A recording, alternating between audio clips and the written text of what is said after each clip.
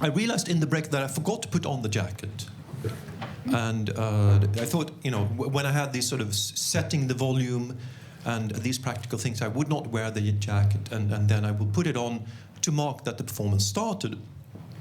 And now I've performed the whole thing, the first half, without the jacket. And what should I do now? Wear it. Start again. Sorry? Start again. Should I do the whole first part with the jacket? Okay. It seems like I should wear it again. Margit? Yes. Okay. And then I couldn't take it off when I get warm. And then it will get dramatic. That will be a dramatic moment when I take it off.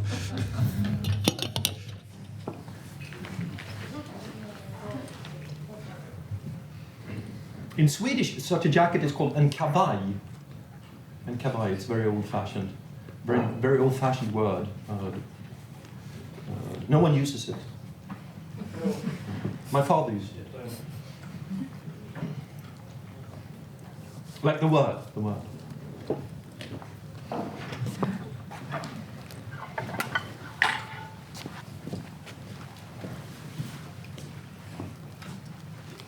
Do we still have the francophone person in? Yeah. You pleased to know that this is a map of Paris from the time of Balzac, from 1832. She's not from Paris. Okay, so that's an insult then. Yeah, it is. We should burn Paris. You don't care about Paris? We should burn it. Burn Paris. Okay.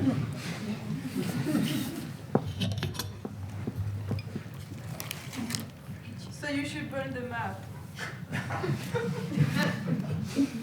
No. It will have no effect whatsoever on Paris.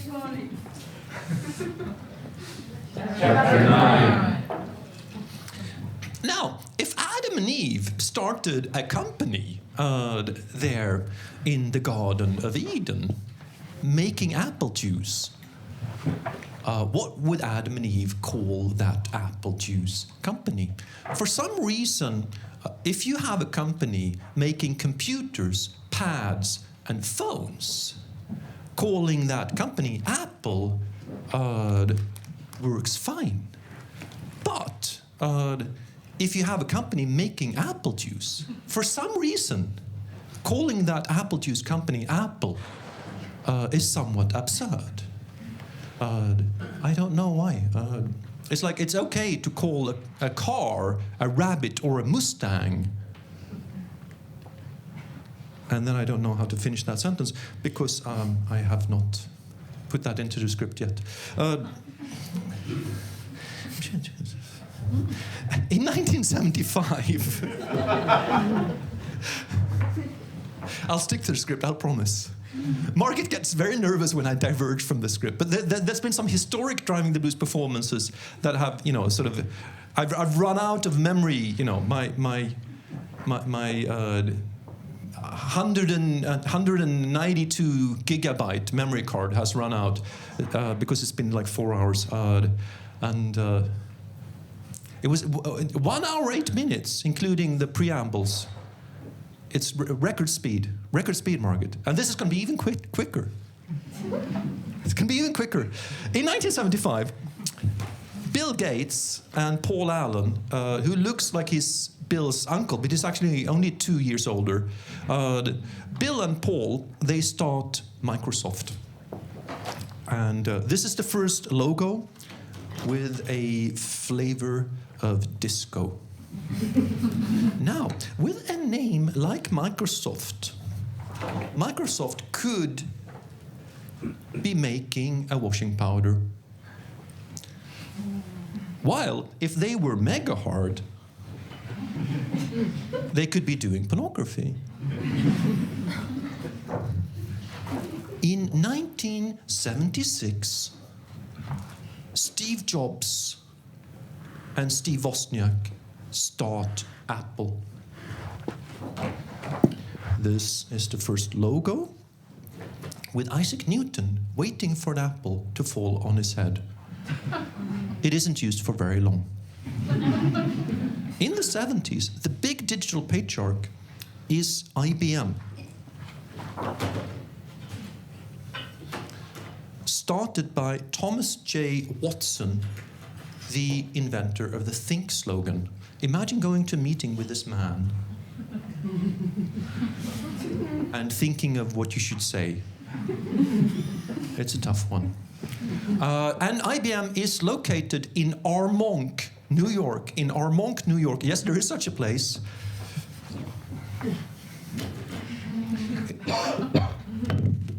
It's right north of Purchase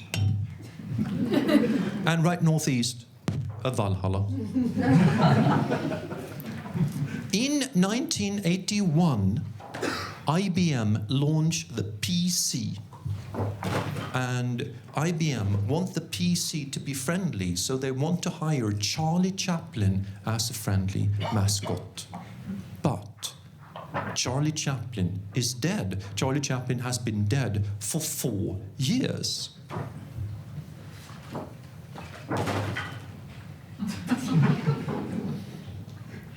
Yeah, I made this. I made this.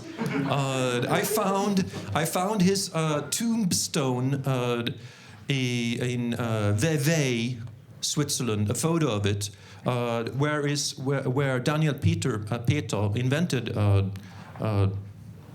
milk chocolate, actually. But I didn't make that connection in the script because it would take too much time. But somehow I don't know. The picture of that tombstone was somehow unsatisfying. So it works. It works. It works. It has some authority, and I think for those for your design students there, you know, Optima by Hermann Saff is always a safe choice if you want, you know, authority, but you know, with a humanist touch. Because you know, it shouldn't be too bang shabong when someone's died.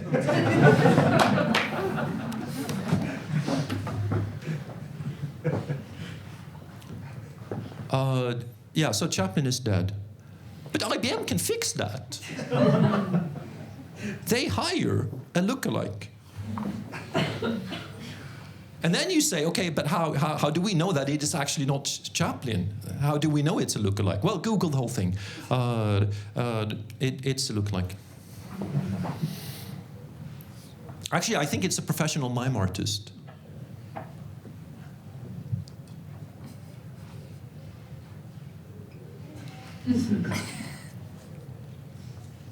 Do you remember what comes next in the script? If I know it. Yeah. I don't remember. I know. Yeah. In 1984, Apple launched a computer with a. I mean, normally I can see the posters because the audience is usually not that elevated. I can sort of. Yeah.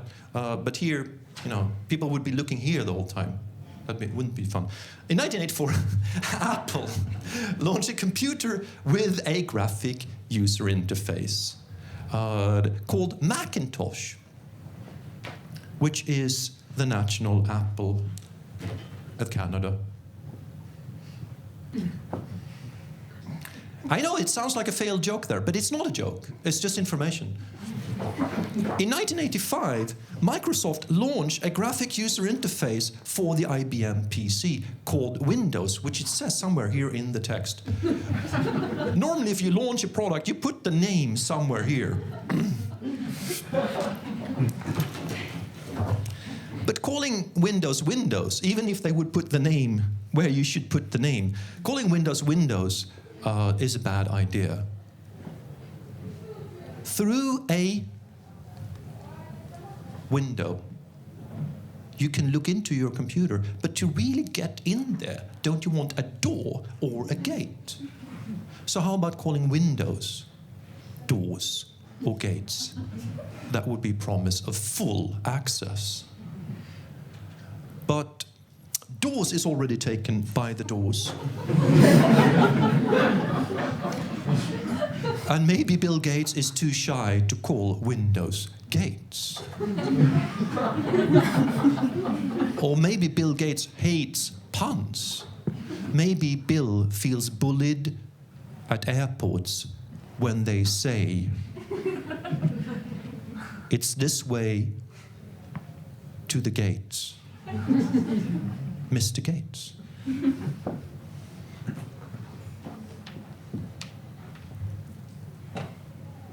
Over at Apple, in Cupertino, California, Steve Jobs is completely convinced that Apple are making insanely great stuff, but that isn't enough. Apple have to learn how to sell to the masses. So Steve goes to purchase New York to Pepsi, to John Scully, the inventor of the Pepsi Challenge, who now is head of Pepsi.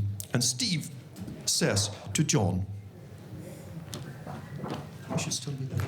Steve says to John, John, I'm Steve Jobs from Apple. We're taking on the big digital patriarch, IBM, down in Armonk. And I want you to lead us. John, do you really want to sell sugared water for the rest of your life? Or do you want to come with me and change the world? And John Scully really likes the idea of changing the world, so he comes over to Apple and takes command of the mouse. Now, the first thing Scully does at Apple is to make the Macintosh 25% more expensive, to get more money for more marketing, because marketing is his thing. And now Apple need more marketing because the Macintosh is more expensive. That goes out. Then Scully writes a book. No, then he gets Steve fired, sorry. I should have had coffee in the break. Is there coffee in this house? No. No. Somewhere. A Coke, maybe. Can I get a Coke from the bar? Yeah. Yeah.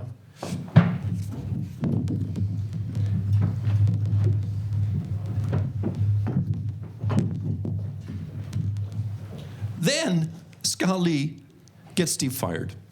Then he writes a book about all the great things he did at Pepsi and all the cool stuff he's doing at Apple, and he calls it Odyssey.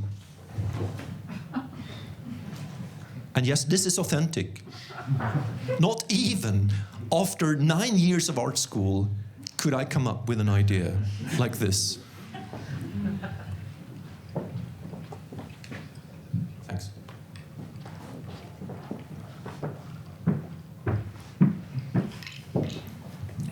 Then Scully gets fired. In 1997, Steve Jobs comes back to Apple. But by now, Apple is almost bankrupt. But there's unexpected help. And in an auditorium, just like this one, but full of Apple nerds, Steve announces that Apple is saved. And up on the screen is Bill Gates. But the Apple nerds boo at Bill. That is their thanks to Bill Gates when Bill is saving Apple.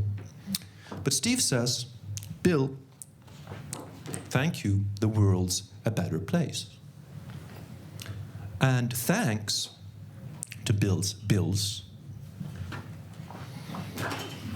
couldn't help it. Jobs can keep his job. But doesn't that triangular thing with the eye look like a piece of Toblerone where someone took off the top, and now God has arrived to try to figure out who it was who did it?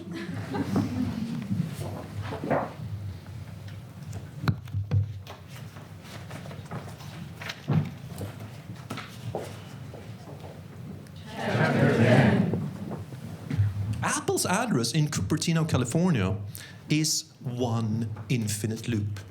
One infinite loop is a greeting to the Apple nerds because infinite loop is a programming term. But this infinite loop isn't infinite. It's not even a loop because it's cut off by Mariani Ave. which doesn't mean Ave Mariani, but Mariani Avenue. And you can check it on your devices. But as a service, I've printed out the Google map. Infinite loop, infinite loop, infinite loop, infinite loop. Mariani Ave. Named after a fruit farmer growing apricots and prunes, because before Apple was here, there were apricots and prunes.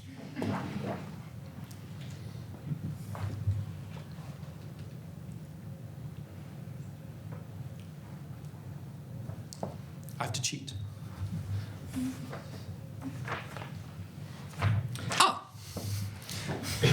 This is the second Apple logo from 1977. But where does the bite come from? It might come from Alan Turing. Alan Turing is the founder of modern computer science, and it's through Turing that the English get to crack the German Enigma code in the Second World War, which, according to Churchill, is how they win the war. But that doesn't keep the English from chemically castrating Alan Turing for being gay. So Turing kills himself by biting into an apple poisoned with cyanide. But Apple say that nothing about their name or logo has anything to do with Alan Turing, which otherwise would have been a beautiful gesture. And Apple also deny that the bite should come from Snow White, because Disney have more lawyers than the population of Delaware. So the only remaining possibility is Adam and Eve. And if the Bible was written today, God would say, Adam and Eve, this is the Garden of Eden. And you're welcome to hang out, but you can't use the internet.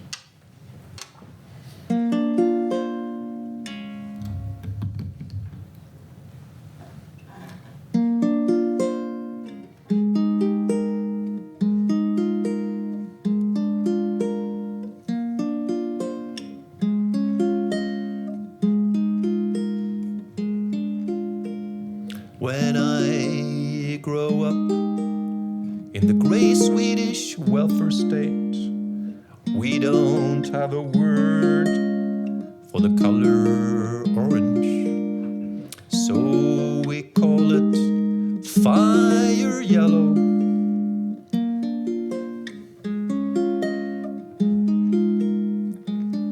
Brandgul, the fruit has always been called apelsin. The sin in apelsin corresponds to the chin in China, because apelsin means Chinese apple.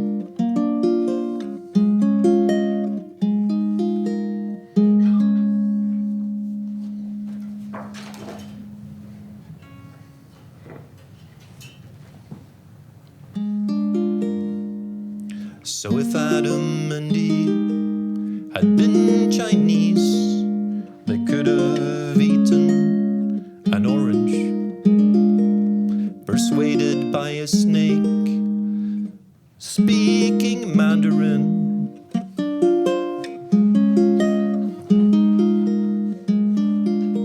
But first they have to peel the orange, and during the peeling they can change their minds not to eat the forbidden fruit and radically change the destiny of history.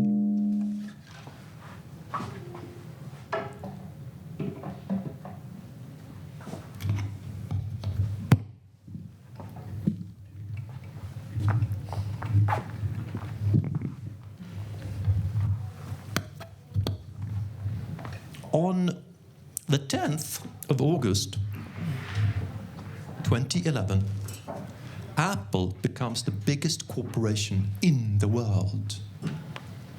But then Steve Jobs suddenly dies only 57 days later, just like there are 57 varieties of Heinz.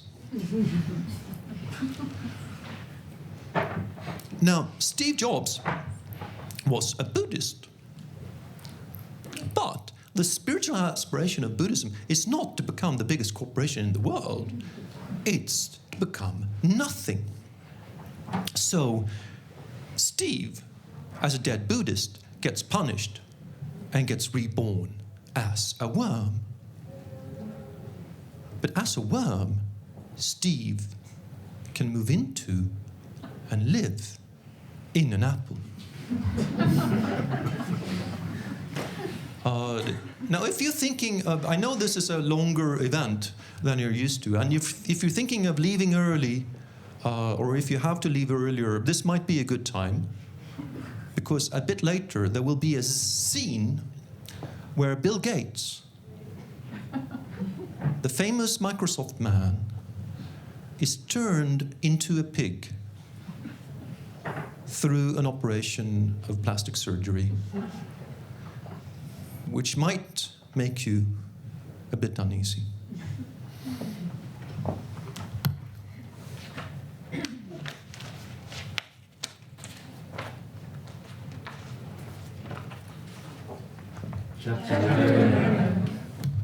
Suddenly, I get a call from my orange allergic friend, and we meet again in the Czech restaurant. And I want things to be all right between us. But there's an elephant in the room, Bill Gates. But I attack it head on, and I say, "So how is Bill?" But she says that Bill is a fucking pig. Now, at this point, I don't think she means this literally. I just suppose she hasn't heard from Bill again. She's clearly upset. So to lighten the mood, I crack a joke.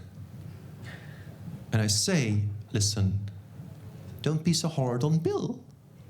If Bill Gates really is a pig, the buttons of his phone will be too small. It's just an interface problem."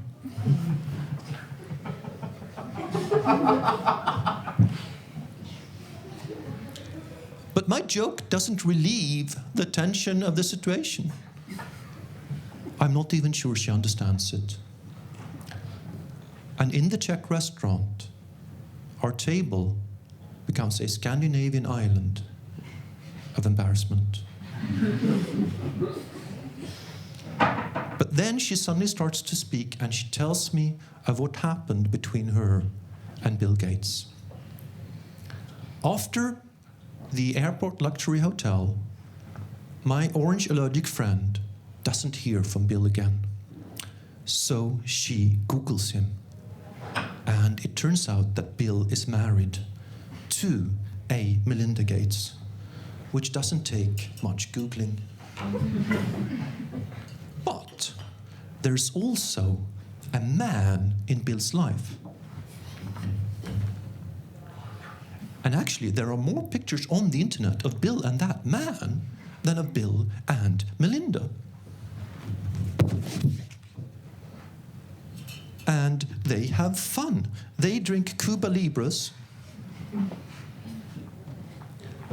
and play cards.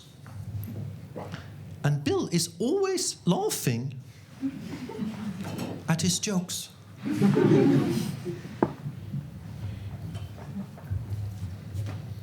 This man is Warren Buffett. Warren Buffett is the third richest person in the world, according to the facts and figures of 2011-2012. But how can Warren Buffett be the third richest person in the world when he's right-handed? And he clearly has a body. Maybe it's because Warren Buffett plays the ukulele. Warren Buffett runs an investment business called Berkshire Hathaway, which sounds completely different in an American accent, but which I can't do. Berkshire Hathaway is the 100% owner of Fruit of the Loom, the t-shirt and underwear company. And these people in fruit costumes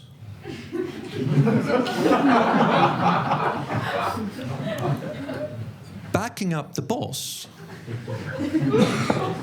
are the Fruit of the Loom band, the Fruit Guys.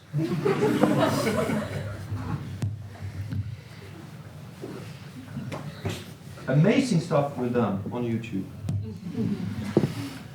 Warren Buffett loves cherry Coke, which is one of the reasons that Berkshire Hathaway is the biggest owner of Coca-Cola. Berkshire Hathaway has 9% of Coca-Cola's stock, as well as stock in airlines, banks, building companies, credit card companies like MasterCard and Visa, insurance, food companies like Heinz and Kraft, radio stations, pharmaceutical, and Mondelez, which in its turn own Toblerone. Now, the reason that Warren Buffett and Steve Jobs are buddies is that Steve Jobs is the second biggest owner of Berkshire Hathaway. He's got more money in Berkshire Hathaway than in Microsoft. So Steve, apart from parts of airlines, banks, building companies, credit card companies, food companies, radio stations, pharmaceutical and insurance, is the owner of 45 million Fruit of the Loom t-shirts and underwear. So even if Microsoft was making a washing powder, Bill would hardly use it, because Bill can wear a new Fruit of the Loom t-shirt and underwear every day for 60,000 years. And with 700 million cans of Coca-Cola, Bill can give 10% of the world's population a can of Coke. And if he only goes for women, he can double that figure. And with 100 million Toblerones, Bill Gates can seduce someone new with Toblerone every day for more than 300,000 years. But that, my orange allergic friend decides to stop.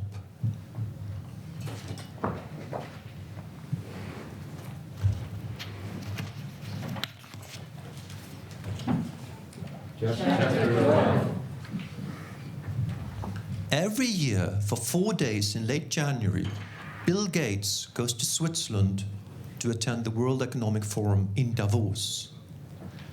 Now, Davos is a mountain town full of snow. It's the highest town in Europe, so Davos doesn't have an airport. So Bill flies to Zurich. Any Swiss Germans here? Germans, is it called Swiss Germans? They're Swiss. Swiss-speaking Germans, yeah, because they're Swiss, yeah. Any Swiss-speaking German? No, any German-speaking Swiss here?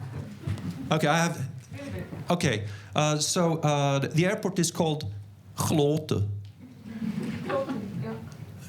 I hear you don't say the N. A little bit. Gloten.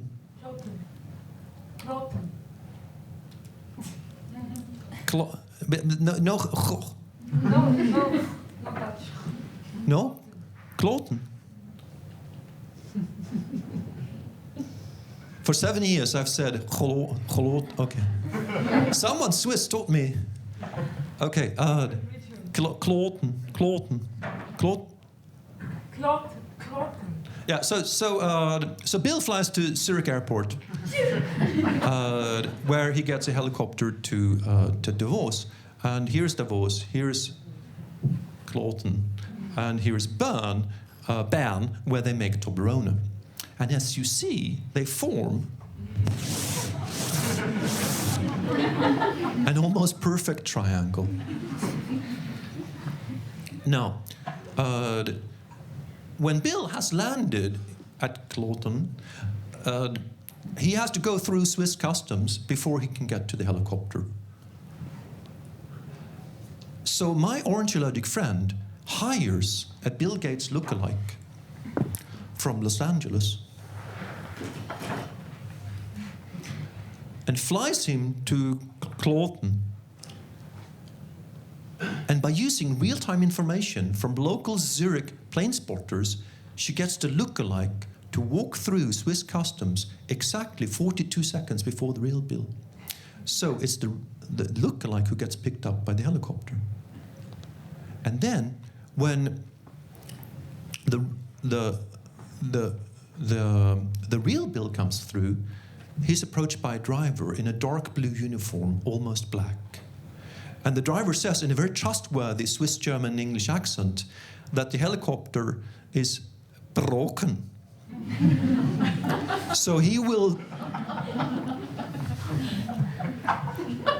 drive Bill to Davos. It will only take an hour more. And when the Swiss say an hour, they mean an hour.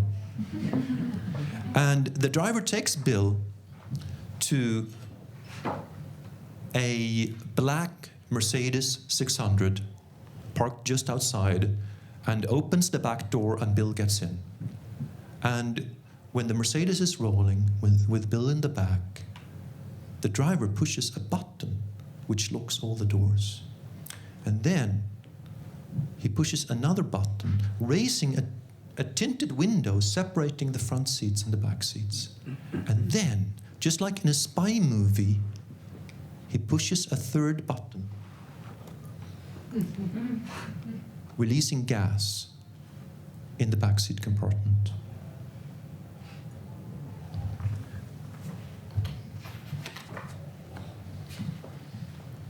Chapter 13. Let's try again. Chapter 13.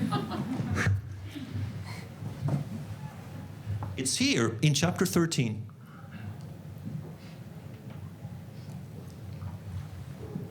That my ornithologic friend says something that might be as hard for you to believe that it was for me to believe, especially in the beginning. And that is that Toblerone, the Swiss triangular milk chocolate, isn't made of cow milk. It's made of pig milk. And the Swiss, they have a long tradition of drinking pig milk because the Swiss have a lot of mountains, and pigs are much better than cows at climbing mountains. And the Swiss, they have a very progressive environmental policy, and pig milk is much better for the environment than cow milk. Because cows, they only eat grass, and all that grass makes the cows fart. While a pig can eat anything. So a pig you can put on a low-farting diet.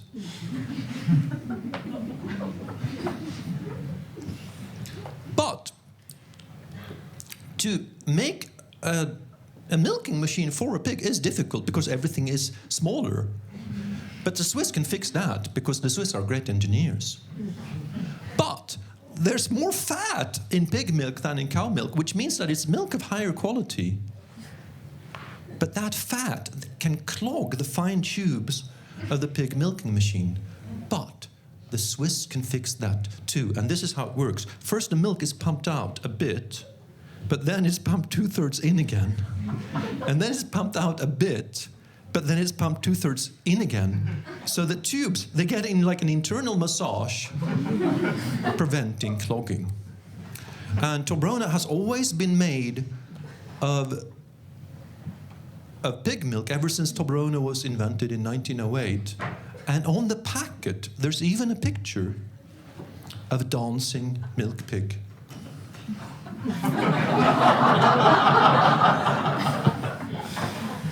And yes, this is authentic.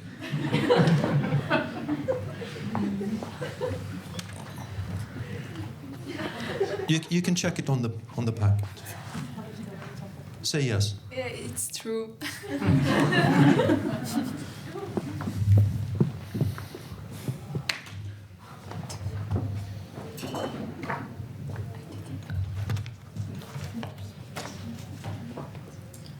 Chapter 14. In the mid-80s, I'm a combat medic in the Swedish army. I'm taught to fix wounded soldiers so that they can run out and kill again. I'm 19 years old and a part of an absurd system of evil. But in the mid-80s, Sweden hasn't been at war since Sweden invaded Norway in 1814, which looked like this. In 1814. So in the mid-1980s, we seldom see soldiers with bullet wounds, so we practice on pigs.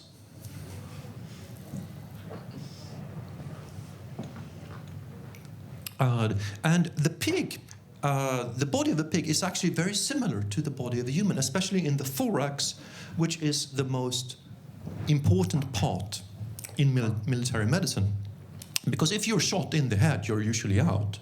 And if you're shot in the arm or the leg, you can fix it yourself, like Rambo did. Here we can help. Now, for an apple to jump from the ground up to a tree is difficult because of Newton.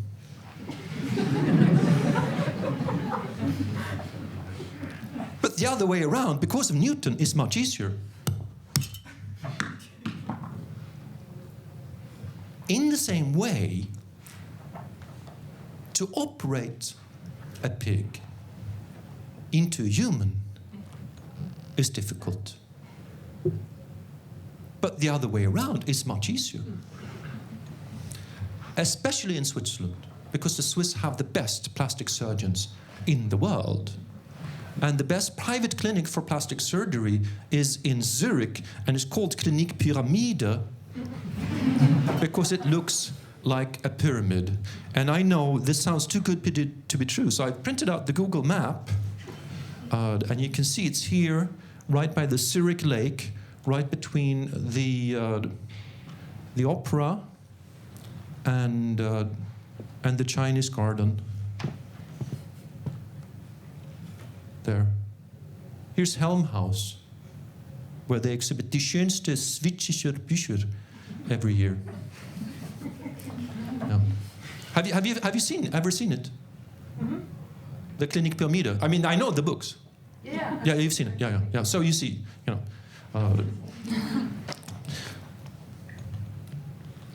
So, the black Mercedes 600 with Bill in the back is driven from Klote to Clinique Pyramide, where Bill gets a major operation and becomes a pig. A female pig, because it's only female pigs who can deliver milk. And as a female, Bill is called Billy, like Billie Holiday. And Billy is sent to a green Swiss valley where Billy will eat the clean green Swiss grass. And every evening, Billy returns to the stables, which are kept immaculately clean in the way only the Swiss can keep things immaculately clean. And at the stables, Billy delivers milk, which is picked up by an environmentally friendly electric tank truck made by Tesla. And is driven to the Toblerone factory in Bern, where Bill's milk is mixed with milk from milk pigs from all over Switzerland to become Toblerone, the Swiss triangular milk chocolate, the ultimate tax-free shop temptation.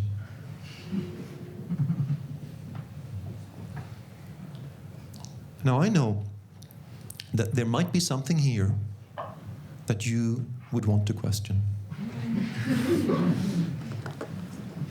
Why is Billy Gates eating grass when we know that that grass will make her fart?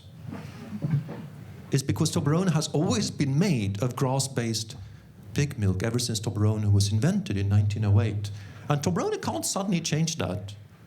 People who eat Toblerone are very sensitive to change. Like, for instance, when in England, Toblerone increased the distance between the peaks because of the falling British pound. They increased the distance between the peaks to get as much money from the English as they did before. They increased so there would be less Toblerone. It would look, the general structure would look the same, but they increased the distance between the peaks, which very quickly became to be called the Brexit Toblerone.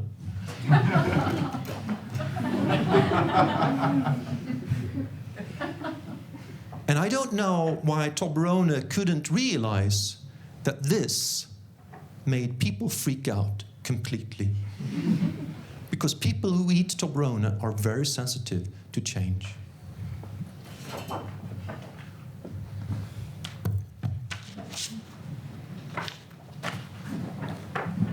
Chapter 15. This picture shows the love triangle between Friedrich Nietzsche and Paul Ricoeur and Lou Salome. And it looks like they are standing in a Swiss landscape. But it's actually taken in a studio. But it's taken in a studio in Lucerne. Thus, it's taken in a Swiss studio. So, it's a fake landscape, but it's a fake Swiss landscape. In 1882, Nietzsche buys a typewriter.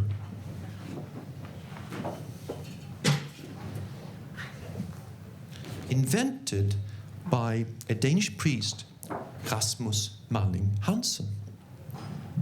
And in the same year, in 1882, Nietzsche writes that God is dead, but not on the typewriter, because he can't get it to work. Now, if you think that God is dead, you have to work more, because there will be no miracles. You have, so to say, stand in front and pull the cart. While, if you believe in God, you might become Pope and get to ride in this. A Mercedes Popamobile. But that will only happen if you happen to be a man. I once asked my Catholic mother if she ever was bitter that she couldn't become Pope. It was an attempt to entice her into a feminist position. But my mother said that that question was just typical of my narcissistic generation, where everyone wants to become Pope. Or Lady Gaga, or at least some sort of performance artist.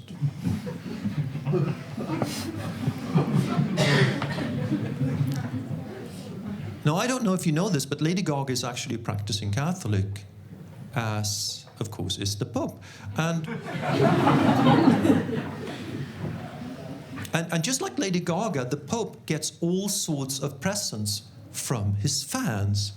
Like, for instance, this life-size sculpture of the Pope made of chocolate.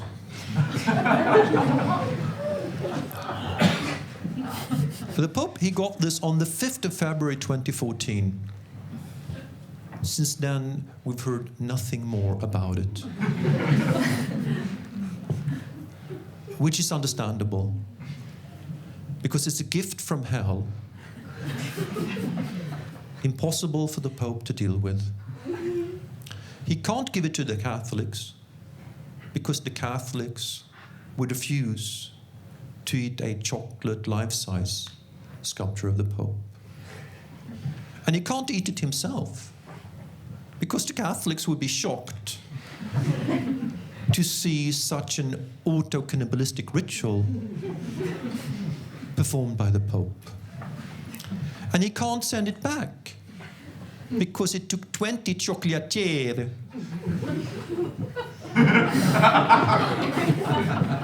30 days to make it. And sending it back would hurt their Italian chocolate makers' feelings. Now, the most ethical thing would be to give the chocolate Pope to people who really would appreciate eating it. Like Protestants. And Satanists. But those Protestants and Satanists would of course post pictures on Instagram eating the chocolate Pope, dissing the Vatican. So probably somewhere in the Vatican, the chocolate Pope is just dug into the ground where it's eaten by worms. And to those worms, eating the chocolate Pope is probably the closest they'll ever get to having a religious experience.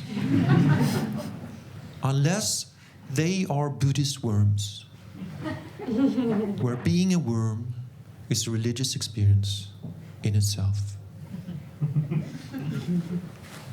Now,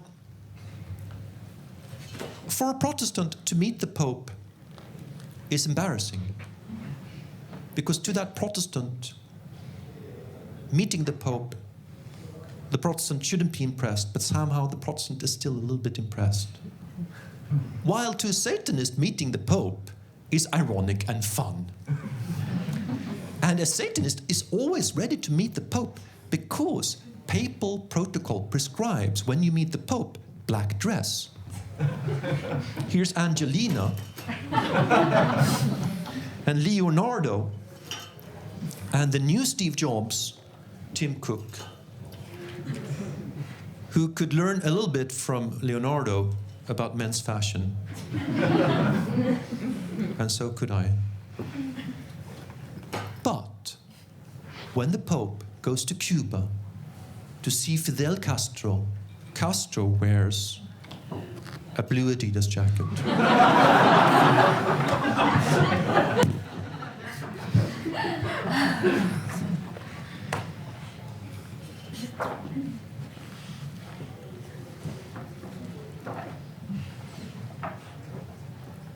Chapter 16.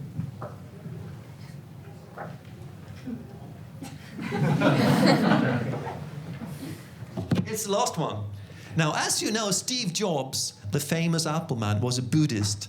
And right now, because of Buddhism, Steve lives his second life as a worm.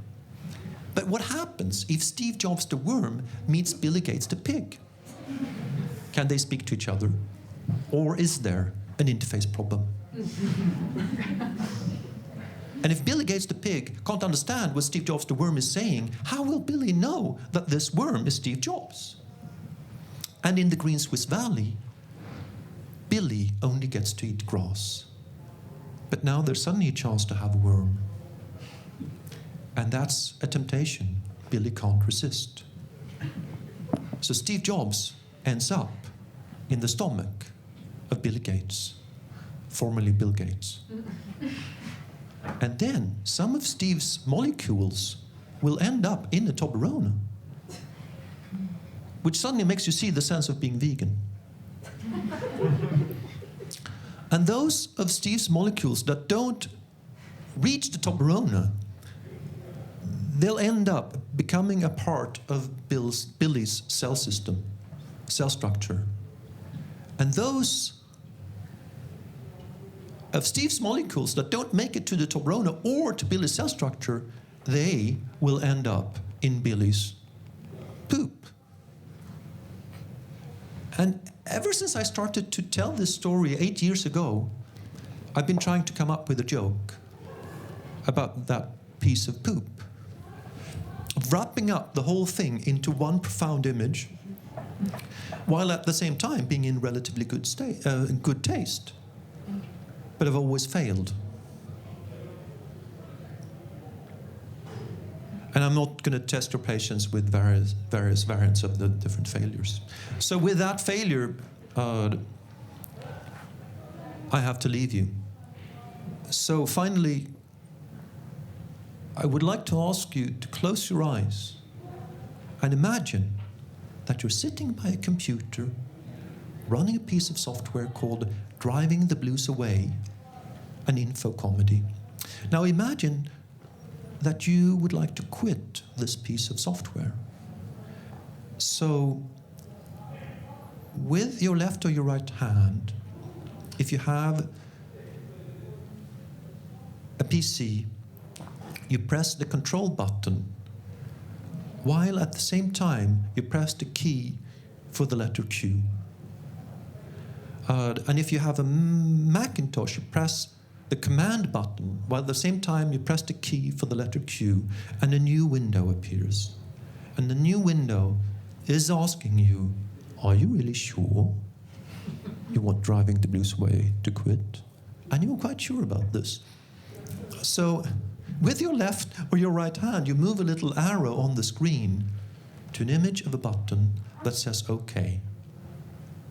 And then, with your left or your right hand, you click on the OK.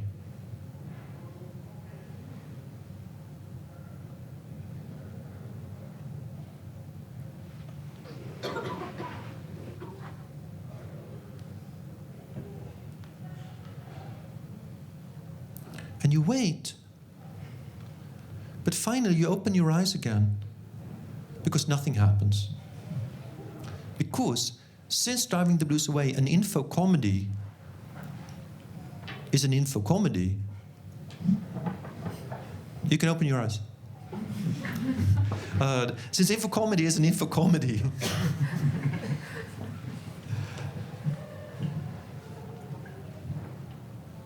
that is, it's an info comedy, we need to have a happy end. So I get one more call from my orange allergic friend, and we meet again in the Czech restaurant. And she says that she has something to confess, that she made it all up. The affair with Bill Gates, the look-alike, the major operation. She hasn't even read any book about Steve Jobs. But I say, how about that Toblerone milk pig?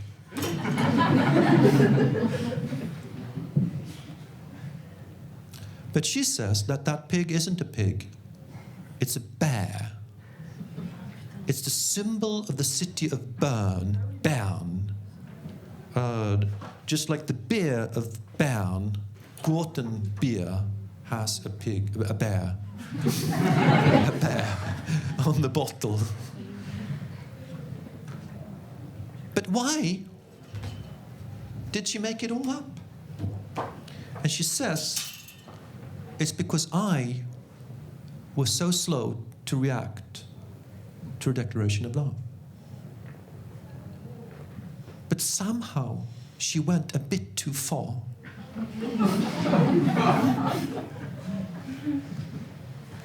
And she says she's sorry.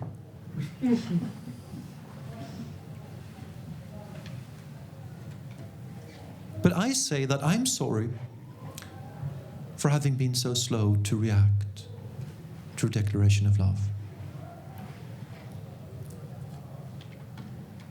And then, in the Czech restaurant, our table becomes a Scandinavian island of embarrassment. But then she suddenly starts to speak. And she asks me if I would like to enter a contract for the mutual use of the sexual organs with her.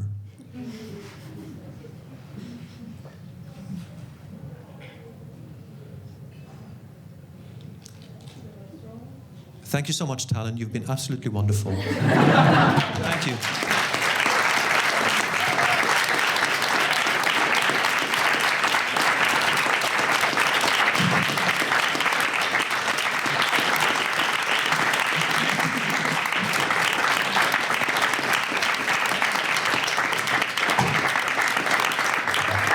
And many, many thanks to Margit for inviting me.